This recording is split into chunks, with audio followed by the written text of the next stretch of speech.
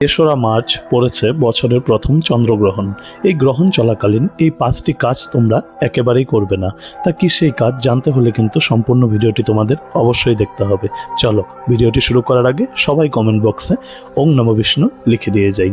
তা কি কি কাজ তোমরা করবে না? প্রথম, গ্রহণের সময় রান্না করা বা খাবার খাওয়া থেকে বিরত থাকবে, তবে শিশু ও অসুস্থ ব্যক্তিদের ক্ষেত্রে নিয়ম কিছুটা শিথিল হবে। দ্বিতীয় কাজ, এই সময় ছুরি, কাঁচি, সূচ বা এই ধরনের কোনো ধারালো জিনিসের ব্যবহার কিন্তু একেবারেই করবে না।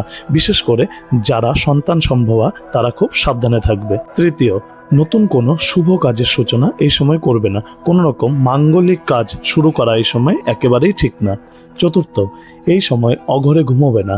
গ্রহণের সময় ঘুমানো একেবারেই ঠিক না। পঞ্চম, উচ্চস্বরে কোনো কথা বলবে না বা কোনো রকম ঝগড়া ঝামেলা করবে না। এই 5টি কাজ তোমরা গ্রহণ চলাকালীন একেবারেই করবে না।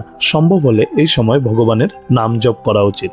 ভিডিওটি যদি তোমাদের ভালো লাগে তবে অবশ্যই তোমার পরিচিতদের জানিয়ে দিতে ভুলবে না কিন্তু। সবাই ভালো থাকবে, সুস্থ থাকবে।